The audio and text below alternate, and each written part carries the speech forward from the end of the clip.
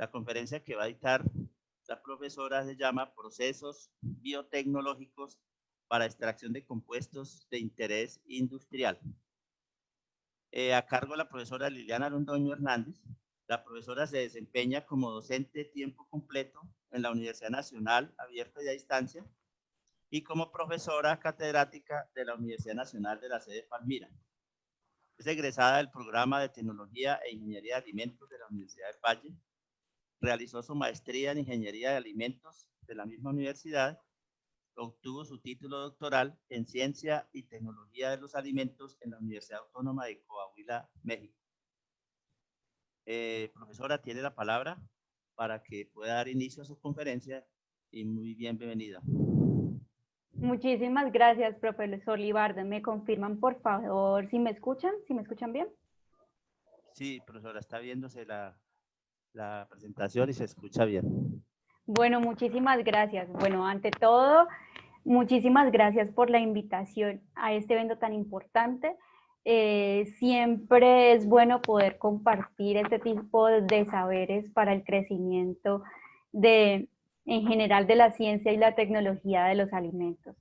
Gracias por la presentación. Bueno, entonces, como muy bien usted lo decía, les voy a hablar un poco acerca de los procesos biotecnológicos para la extracción de compuestos de interés. Pero entonces, antes de entrar ya en el tema, quisiera entonces dividir la presentación que voy a realizar en las temáticas que componen el título. Entonces, primero voy a hablar un poco acerca de esos compuestos y de cuáles productos de interés industrial nos estamos enfocando.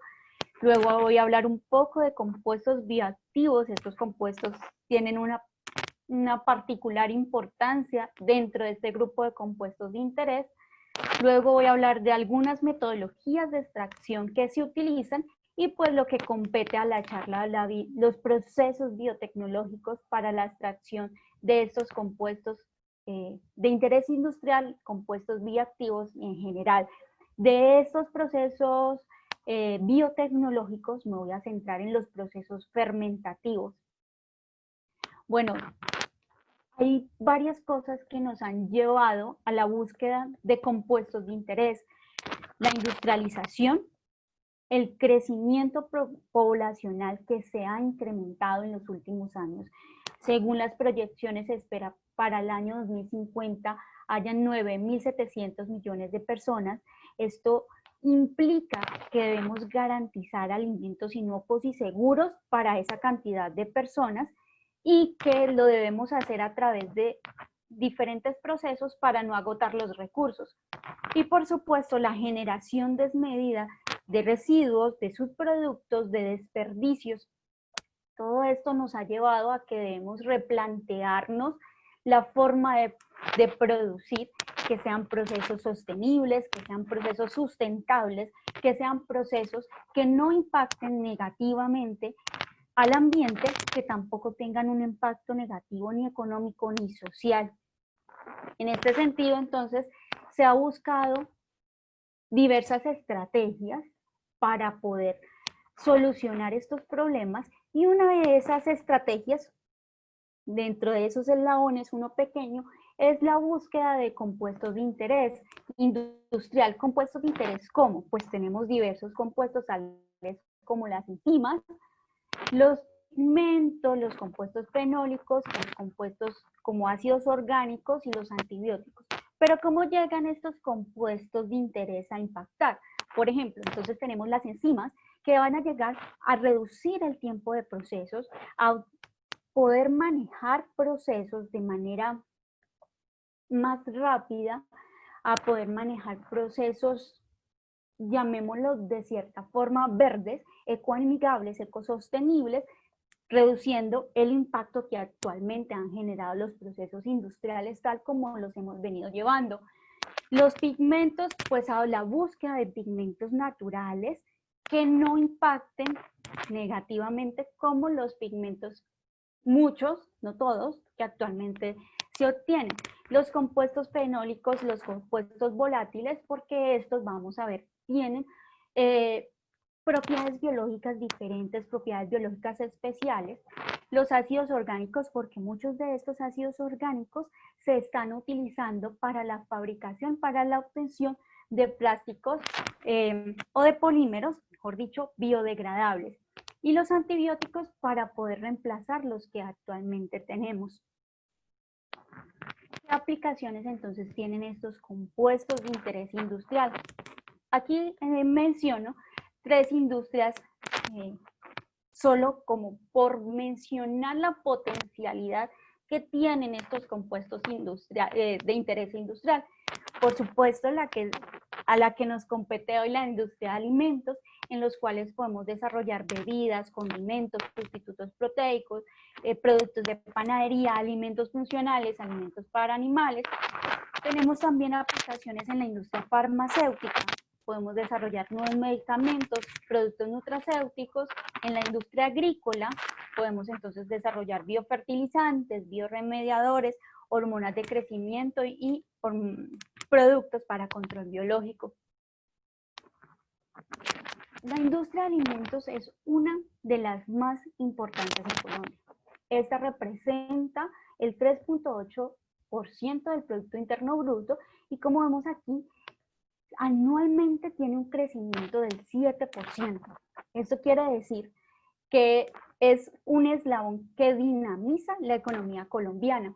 Por tanto, entonces, es importante su estudio.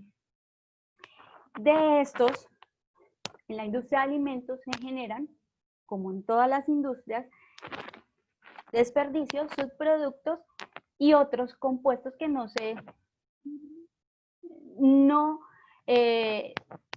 digamos a nivel económico no son tan importantes.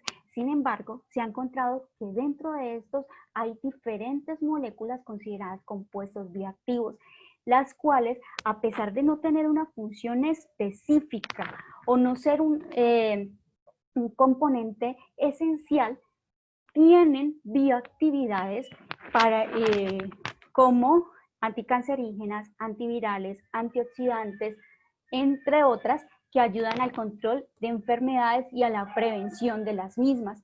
Estos compuestos bioactivos generalmente son metabolitos de secundarios que se encuentran en diferentes partes de las plantas, las cuales han sido sintetizadas como una manera de prevenir el ataque de plagas. Estos compuestos los podemos agrupar en micotoxinas, alcaloides, antibióticos, pigmentos, compuestos fenólicos, entre otros. Estos compuestos bioactivos los podemos agrupar, valgan la redundancia, en 4 grupos de acuerdo a los componentes que tienen. Tenemos entonces sustancias nitrogenadas, sustancias azufradas, terpenos y tenemos un grupo especial que son los compuestos fenólicos. ¿Por qué lo digo que es un grupo especial? Porque estos compuestos fenólicos han ganado importancia en el transcurso de los años. Los podemos agrupar en flavonoides, ácidos fenólicos y taninos, y se ha encontrado que tienen una capacidad antioxidante diferente a los otros compuestos. Entonces es bien interesante porque pueden ayudar a prevenir diversas enfermedades. Estos compuestos bioactivos tienen diferentes actividades biológicas, como ya lo he mencionado. Entonces, pueden ser considerados antioxidantes, como acabé de decirlo, antimicrobianos, anticancerígenos, hipertensivos, entre otros. Pero, ¿cómo lo hacen? ¿Cómo logran desarrollar estas actividades? ¿O cuál es, entonces, su mecanismo de acción? Por ejemplo, entonces, para la prevención de enfermedades cardiovasculares y cerebrovasculares, modifican las lipoproteínas de baja densidad y ayudan a los procesos inflamatorios o desinflamatorios en este caso, promoviendo entonces que la sangre circule mejor. La actividad antimicrobiana, aquí tenemos un esquema que me parece bastante interesante porque pueden lograr esta actividad de diferentes maneras, alterando la permeabilidad de la célula, alterando las proteínas de esa célula microbiana, cambiando, por ejemplo, o impidiendo la síntesis de ATP y de algunas enzimas claves para las funciones de las células microbianas, y al alterar todos esos procesos o cualquiera de esos procesos llevan a la lisis y muerte celular. Entonces, así de esta manera logran su actividad antimicrobiana. La actividad anticancerígena está muy relacionada con esa capacidad antioxidante que tienen estos compuestos. Entonces, ellos logran neutralizar esos radicales libres, impidiendo pues o bloqueando de cierta forma la reproducción de estas células. Y otros que se han estudiado en los últimos años es la prevención de enfermedades neurodegenerativas como el Alzheimer. Para poder entonces obtener estos compuestos, tanto los compuestos de interés industrial como estos compuestos bioactivos que ya vimos que tienen una importancia en la industria, dado que en los últimos años las personas quieren consumir alimentos saludables, entonces poder incluir estos compuestos dentro de alimentos hace que podamos obtener alimentos funcionales. Pero entonces, ¿cómo llegamos o cómo podemos obtener estos compuestos de interés industrial, las enzimas, o estos compuestos fenólicos, o cómo obtenemos los antibióticos? Pues por supuesto tenemos entonces que entrar a estudiar metodologías de extracción.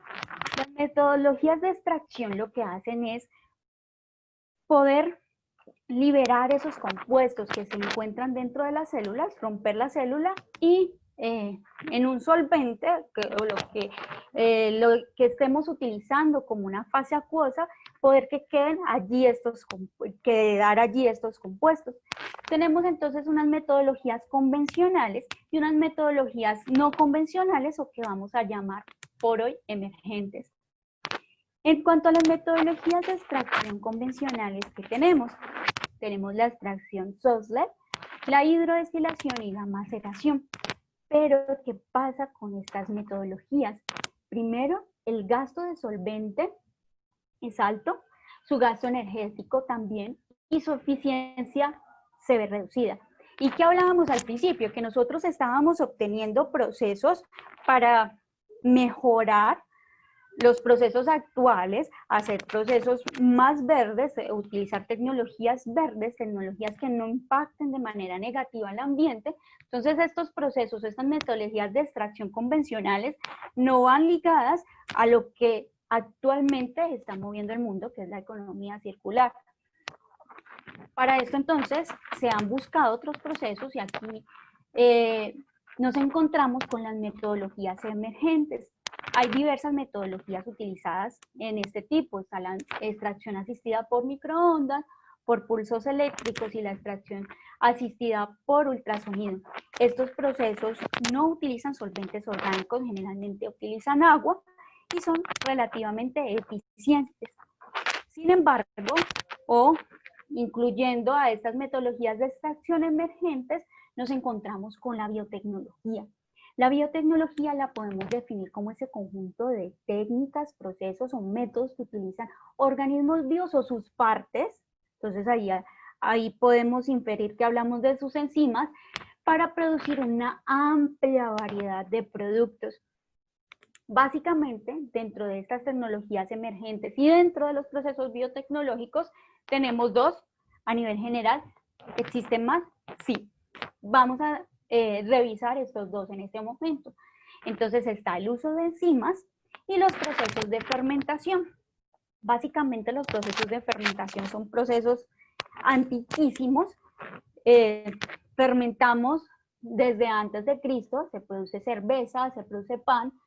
Todos estos son procesos de fermentación que son llevados a cabo por microorganismos que al realizar sus procesos metabólicos secretan enzimas. Estas enzimas hidrolizan las células y al hidrolizarlas, al romperlas, entonces hacen o permiten la liberación de estos compuestos de interés industrial. Si las enzimas entonces son el compuesto de interés industrial que estamos empleando, pues entonces cuando estamos en el proceso de fermentación, y le estamos dando un sustrato adecuado, ese microorganismo secreta esas enzimas, las cuales nosotros entonces extraemos y tenemos estas enzimas como interés industrial.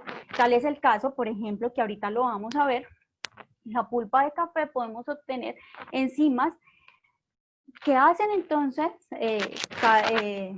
N-desmetilasas, que hacen entonces hidrólisis de la cafeína, lo podemos utilizar en procesos para disminución del contenido de cafeína en pez, por ejemplo. O sea que ahí vamos viendo cuál es el panorama que tenemos en cuanto a estos compuestos.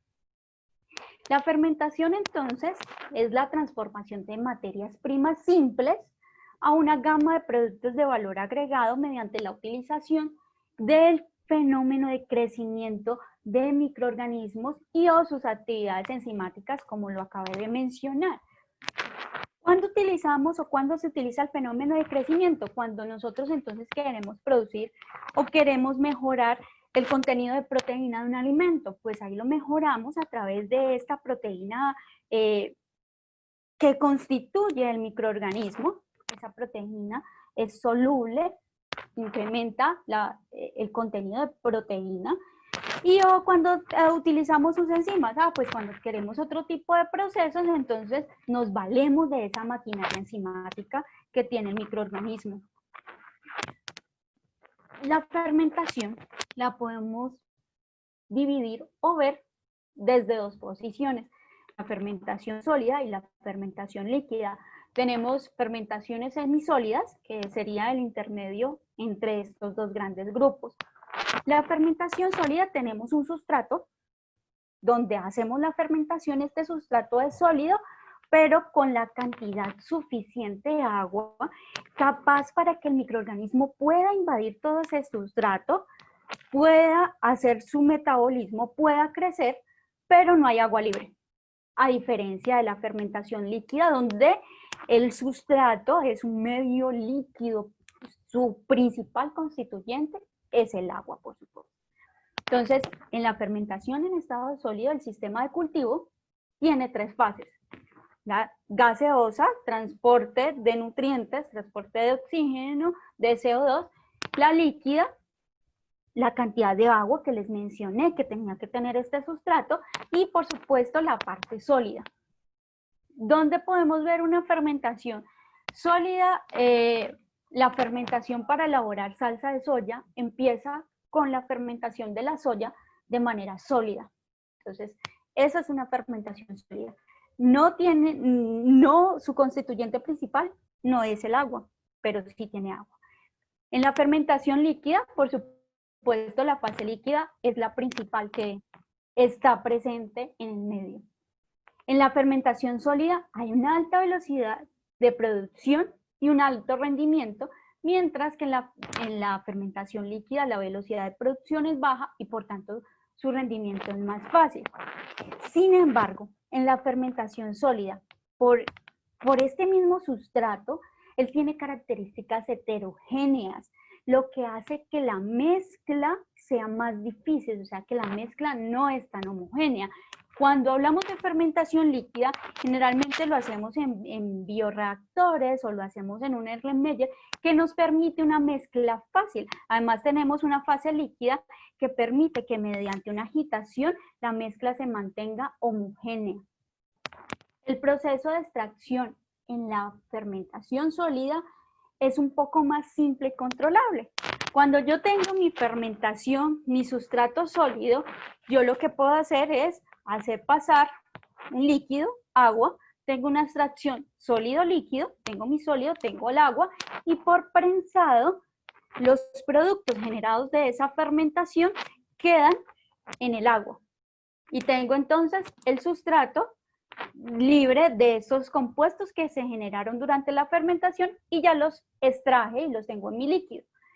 En la fermentación en estado líquido la extracción es un poco más compleja porque todo el proceso se desarrolla en el líquido y ahora yo tengo que aplicar otros procesos para yo poder empezar a extraer mis compuestos de interés industrial.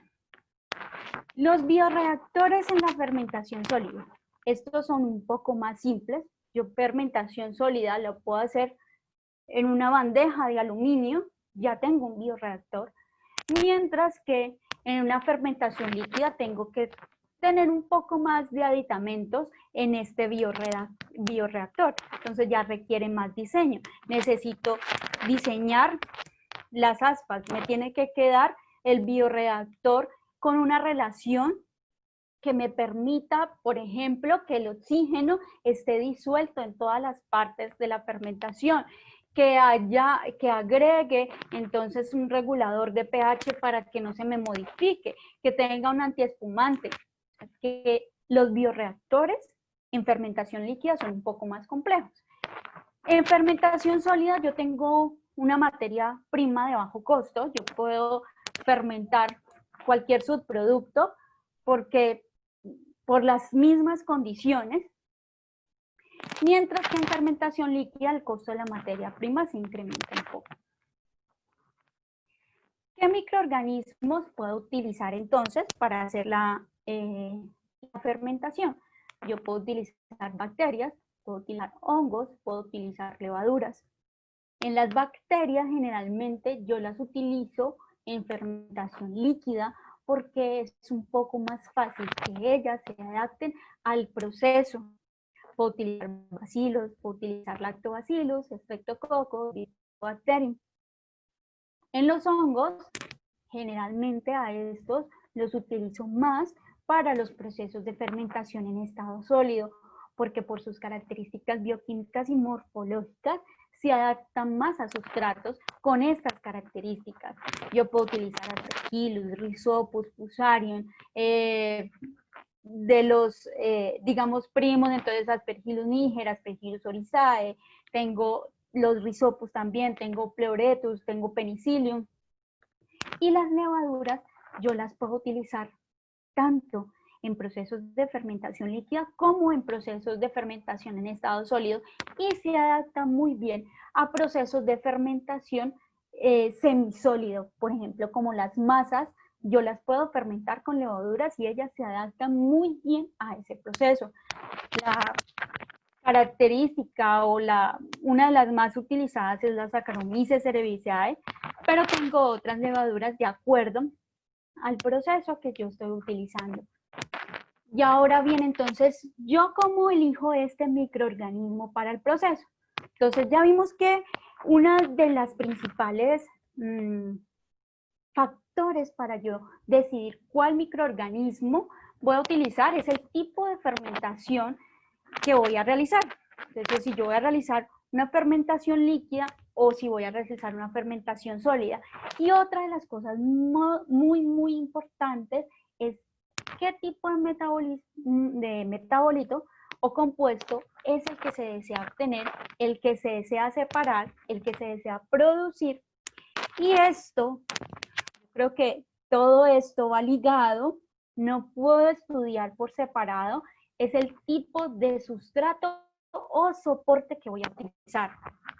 Si voy a utilizar un soporte sólido, pues yo ya sé que lo más factible es que yo utilice una fermentación sólida y ahí tengo que entrar a estudiar si ese microorganismo que yo tengo disponible me puede generar o no lo que yo deseo. Entonces, es algo que va en cadena. Elijo el microorganismo sabiendo el tipo de fermentación, sabiendo el metabolito que yo quiero producir, sabiendo el sustrato soporte que yo voy a fermentar. Aquí entonces a continuación les voy a mostrar algunos ejemplos, hay muchos, de qué se puede producir de acuerdo al microorganismo y de acuerdo al sustrato soporte o residuo en este caso que se ha utilizado. Entonces, por ejemplo, han utilizado harina de soya con Bacillus amilocefensis y se ha obtenido compuestos fenólicos, entre otros. Harina de soya con Bacillus subtilis, se han obtenido compuestos fenólicos. Se han tratado también sus productos de girasol, de soya, con diferentes bacterias, obteniendo ácidos cafeicos y obteniendo aquí péptidos bioactivos. Miren que los péptidos bioactivos no los habíamos mencionado dentro de los productos de interés. Estos péptidos bioactivos también cuentan hoy en día, se han estudiado mucho, dado que se ha encontrado que estas cadenas cortas de aminoácidos tienen diferentes actividades biológicas, así como los compuestos fenólicos, que ayudan a la prevención de muchas enfermedades y al mejoramiento en general de la salud de los consumidores. Las levaduras se ha utilizado para producir isoflavonas. Estas son muy utilizadas en la prevención de los síntomas de la menopausia. Se ha utilizado también esta cara con radiolipolítica para obtener compuestos fenólicos. Se ha tratado también residuos de crustáceos para lipasas, cascarilla de arroz para licopeno. En cuanto a los hongos, se han utilizado para producción de muchas enzimas.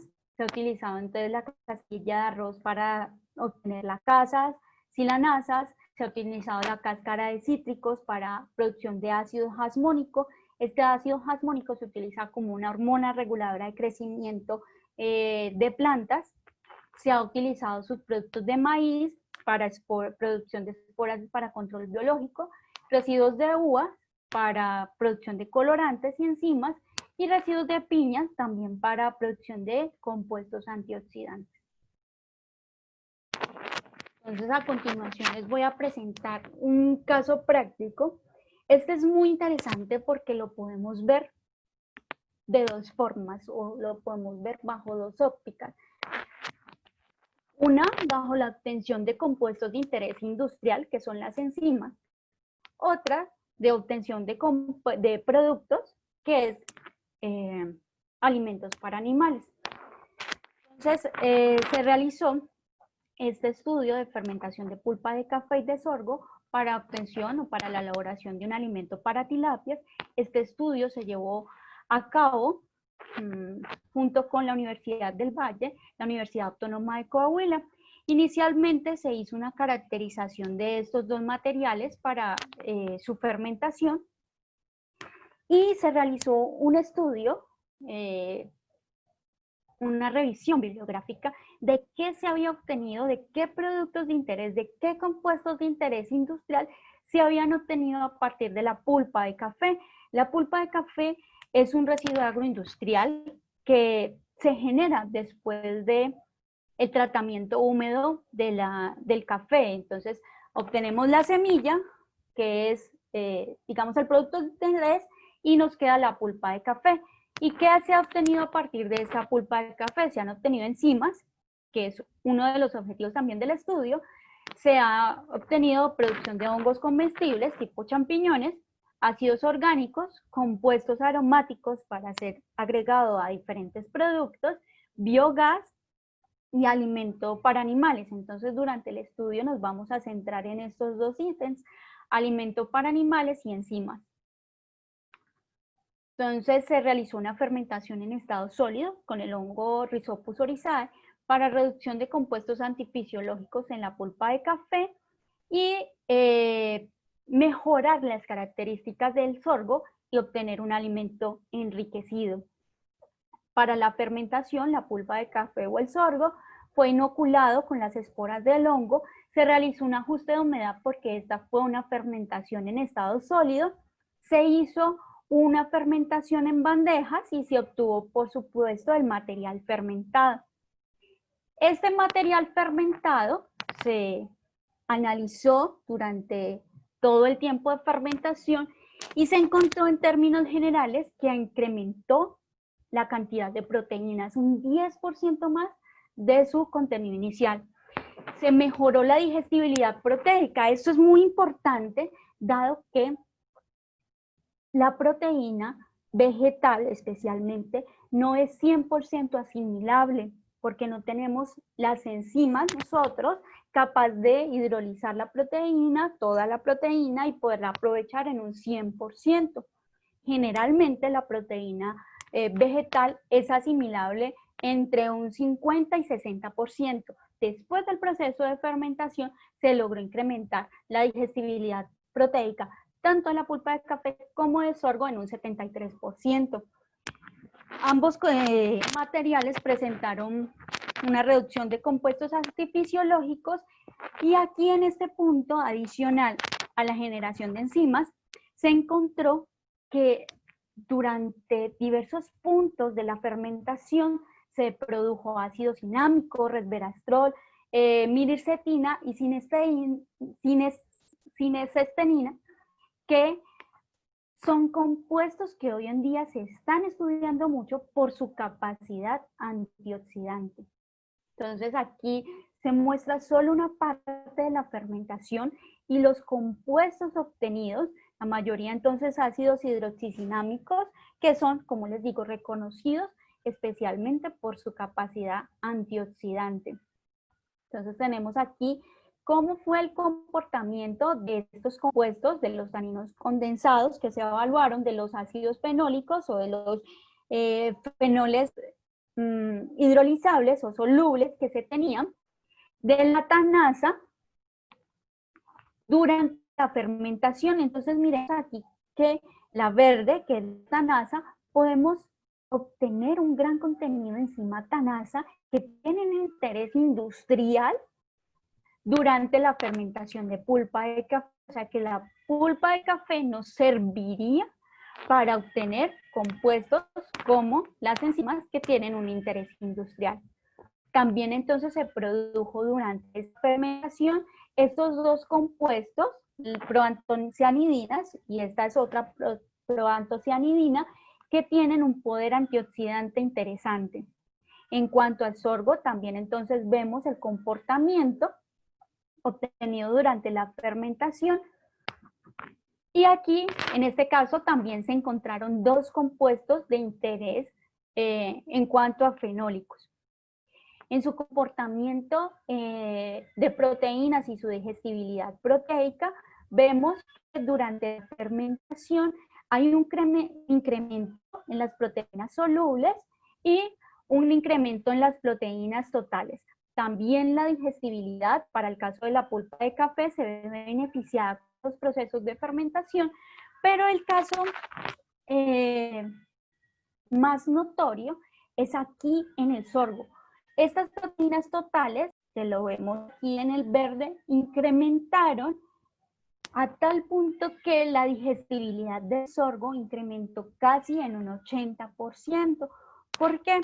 Resulta que el sorgo tiene algunas proteínas, que son proteínas entrecruzadas, que no son disponibles fácilmente, pues el microorganismo utilizado logró hidrolizar esos enlaces y lograr que esta proteína total incrementara y su digestibilidad. Estos dos materiales se utilizaron para elaboración de dietas para tilapias. Entonces, las dietas como tal, comparadas con la comercial, incrementaron su digestibilidad en un 20% aproximadamente, pues pasaron de 61.25 a 84.12. Esta digestibilidad se ve beneficiada o en el proceso productivo cuando incrementamos entonces esa digestibilidad de proteínas. Es bueno porque entonces disminuimos tiempos de alimentación. Adicional a eso, entonces, estudios llevados a cabo por Franco y Moreno en el 2020, con este alimento diseñado, encontraron que los tejidos epiteliales de la tilapia hicieron unas muestras para el tejido del hígado y encontraron que las células hepáticas no se ven tan alteradas, no se ven deterioradas cuando se usan las dietas fermentadas. O sea que adicional a los procesos que estamos logrando, adicional a que estamos obteniendo un producto de interés industrial, que es el alimento fermentado, que nos está mostrando un beneficio en los animales, también estamos obteniendo compuestos de interés industrial durante la fermentación como las enzimas y los compuestos fenólicos. Entonces, por eso les decía y por eso les hablaba de lo bonito que podía ser este estudio porque estamos entonces teniendo dos frentes. Uno, los compuestos de interés industrial obtenidos por procesos biotecnológicos y otro, el aprovechamiento que podemos hacer obteniendo productos a partir de este proceso. Otros estudios, este es un estudio que se está llevando a cabo en este momento entre la Universidad Nacional de Colombia, la Universidad del Valle y la Universidad Nacional Abierta de Distancia UNAD, y es la caracterización del epicarpio y la placenta del fruto de llama como materia prima potencial de aprovechamiento biotecnológico para la obtención de enzimas amilasas y moléculas con actividad antioxidante. Inicialmente se realizó una caracterización de esos materiales del epicarpio y de la placenta y se encontró que tiene un contenido elevado de compuestos fenólicos. Se pretende entonces ahora identificar si el Rhizopus oryzae o el Aspergillus oryzae pueden crecer sobre estos sustratos y si al crecer sobre esos sustratos logramos que haya una liberación de compuestos fenólicos y luego a través de procesos de extracción y separación poderlos purificar o purificar parcialmente para la elaboración de compuestos o de productos nutracéuticos. Entonces, ya para terminar, tenemos algunas perspectivas que he querido plasmar aquí en cuanto a los procesos biotecnológicos, a los procesos de fermentación. Y es que los avances en la biotecnología industrial ofrecen oportunidades potenciales para la utilización económica de residuos, de desperdicios y de otros productos agroindustriales. Sin embargo, es necesario entonces aislar e identificar microorganismos con diferentes capacidades, de acuerdo a lo que ya vimos, de acuerdo al interés, a qué metabolito es que queremos producir y por qué lo queremos producir. Voy a dejar esa en rojo para lo último. Debemos extraer y purificar compuestos, estudiar más actividades biológicas que tengan los compuestos bioactivos y estudiar más esos compuestos de interés industrial para revisar otras aplicaciones en diferentes industrias. Y aquí he resaltado la de automatizar procesos. Como les mencioné en algún punto, los procesos de fermentación líquida, a pesar de que los reactores son un poco más complejos, es mucho más fácil optimizar y automatizar estos procesos.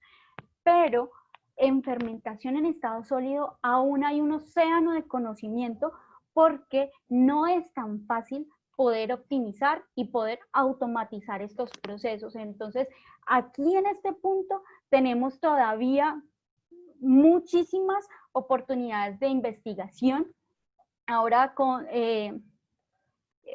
todas las tecnologías tenemos aún más posibilidades, podemos hacer diseños de gemelos digitales para lograr estudiar un poco más cómo se dan estos procesos de fermentación en Estados Unidos. Entonces aquí es un corto panorama, pero que nos lleve a ver todo el potencial que tenemos para estudiar los procesos de fermentación aplicados para la obtención de compuestos y productos de interés industrial. Entonces, este es mi correo de contacto, liliana.londono@unad.edu.co. Actualmente soy la líder del programa de la maestría en biotecnología alimentaria de la Universidad Nacional Abierta y a Distancia. Pueden escribirme sus dudas, sus inquietudes y, por supuesto, estoy dispuesta a atenderlos. Muchísimas gracias. Bueno, profesora, muchas gracias por la excelente presentación y la profundidad del tema. Aquí hay unas preguntas en el chat. Vamos a formularle la pregunta, profesora, para que se tome trabajo de responder. Aquí hay una pregunta que dice: ¿será que el aumento de la digestibilidad de las proteínas, será que se debe a que el producto de la fermentación está más hidrolizada la estructura primaria de ellas? Entonces, ahí en ese incremento de la proteína hay varias razones. Una, sí, lo que se está mencionando, hay una hidrólisis de esa estructura proteica, y dos, la misma estructura del hongo, la que se está generando, la biomasa fúngica o la biomasa microbiana, que también da un aporte a ese incremento en la proteína total de todo ese sustrato. Entonces, 1, hidrólisis, 2, generación de biomasa microbiana. Hay otra pregunta aquí, profesora. Claro que sí. Dice, si bien las metodologías extractivas emergentes son una gran solución para disminución del impacto generado por métodos extractivos convencionales, ¿qué tanto los métodos extractivos emergentes limitan la obtención y aislamiento de metabolitos secundarios de interés bioactivo en el campo de la industria de los alimentos? Entonces, vamos un momento aquí, voy a mostrarles estos métodos emergentes que teníamos. Estos métodos emergentes se han venido pues estudiando en los últimos años de cierta forma para solventar esos problemas que teníamos con los métodos convencionales. Muchas veces estos métodos emergentes se encaminan hacia la obtención de un metabolito específico. O sea, podemos llegar, por ejemplo, con pulsos eléctricos a determinar cuál es el metabolito que deseamos y cómo se puede liberar. Entonces, estos métodos emergentes pueden llegar a ser un poco más específicos que los métodos que teníamos tradicionales, que el método de extracción Soslet, por ejemplo, nos extrae una cantidad de compuestos que sean solubles, por ejemplo, en hexano, en éter, una cantidad X de compuestos. Nosotros entonces con estas metodologías podemos llegar a superar un poco estos problemas que tenemos con los métodos convencionales. Estos métodos emergentes, y en el caso de la fermentación, también son dirigidos al incremento de la productividad. Los métodos, por ejemplo, el uso de enzimas, se sabe que se reconoce que es mucho más eficiente que un proceso tradicional, porque las enzimas entonces van específicos. Si nosotros entonces utilizamos la fermentación y no utilizamos una enzima, por ejemplo, no utilizamos una celulasa, sino que utilizamos un microorganismo como el Rhizopus oryzae, que se sabe que tiene en su maquinaria enzimática muchas celulasas, pues vamos a ir específico y vamos a lograr obtener un metabolito que de interés de nosotros, de interés particular, y el proceso es mucho más eficiente y más rentable, porque entonces no estamos utilizando una enzima que es costosa, sino que estamos utilizando un microorganismo que es mucho más económico utilizarlo. No sé si... No sé si le respondió la pregunta al participante, ¿le quedó claro al participante la respuesta? Si considera que sí, escriba ahí en el chat. Por el momento no hay ninguna otra pregunta allí, profesora. A ver, dice aquí, ¿qué características debe tener el sustrato de soporte, o sea, el residuo, para compuestos de interés? ¿De ejemplos?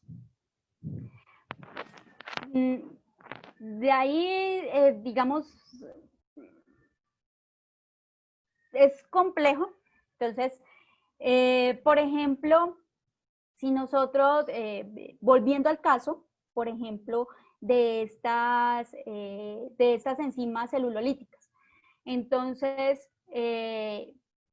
no podemos utilizar un soporte que no esté, digamos que en su mayoría de composición, en su porcentaje de composición, no tenga celulosa, por ejemplo. Porque entonces, en estas enzimas en particular, muchas veces no son enzimas constitutivas, sino inductivas, entonces tenemos que garantizarle al microorganismo que las pueda producir. Entonces, vamos a colocar un soporte que tenga celulosa. Entonces, ¿Qué compuestos tienen celulosa? Ah, pues entonces las cáscaras generalmente de las frutas, de las verduras, las cáscaras de plantas, de frutos, perdón, tienen celulosa, hemicelulosa y lignina, por ejemplo, el caso de la pulpa de café. Pero si necesitamos alguna amilasa, por ejemplo, no podemos utilizar residuos de este tipo. Tienen que ser residuos que tengan en su composición almidón. Entonces yo puedo utilizar el sorgo y yo sé que, por ejemplo, mi microorganismo que tiene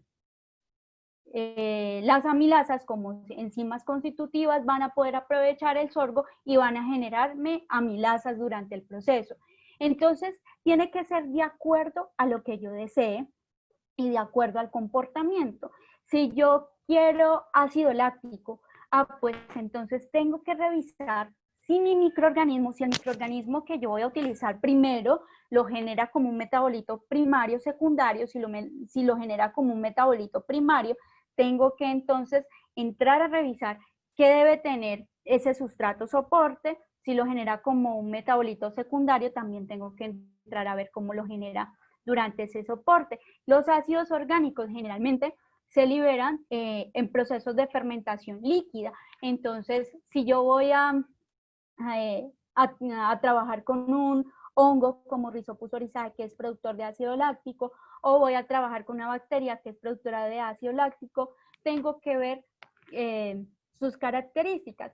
Si el microorganismo necesita o no necesita algún compuesto inductor o si lo necesita. Entonces, tengo que, en la fermentación tengo que entrar a revisar varias cosas. ¿Qué es lo que yo voy a producir? ¿Cómo lo voy a producir? Y a quién voy a utilizar para producir eso, para yo poder seleccionar esas condiciones. Bueno, profesora, aquí en el chat no aparecen otras preguntas.